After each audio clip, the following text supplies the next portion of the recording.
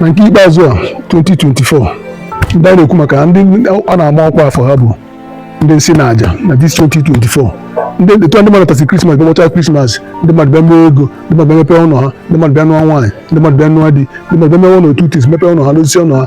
Anyị bidogo na-agbakọwa ihe a ga-eme ya bụ bifo dis ya agwụ, ma ndị a ga-akụkwu ọbashu, ma ndị a ga-akpụkwu ọbashu, ma ndị akụgụrụ akụ, ma ndị tinyere asidenti, ma ndị ga-anwụ n'ọnwụ ike ma anaba na so on and so forth. Fine, mana chere ka m gwa unu 2024 bụ n'oge eri afọ ndị nsi na aja. 2024 bụ n'oge eri afọ ndị nsi na aja n'ala Igbo.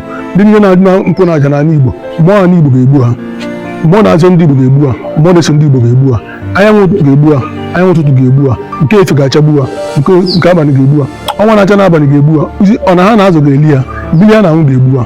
Aka nsị ka m gwa ha etu ọ bụla afọ gasị ime nke akwụkwọ m ka anyị na-aga na ụlọ ka ebela Holy Ghost fire. Isi ya bụrụ maka Holy Ghost fire, isi ya bụrụ maka Holy Ghost fire nke ị na-efe bụ ihe ga-egbu gị.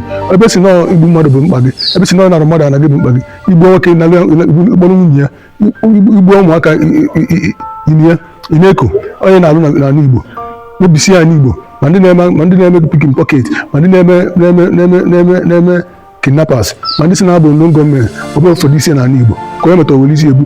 Ihe na-efe bụ ihe ga-egbu gị.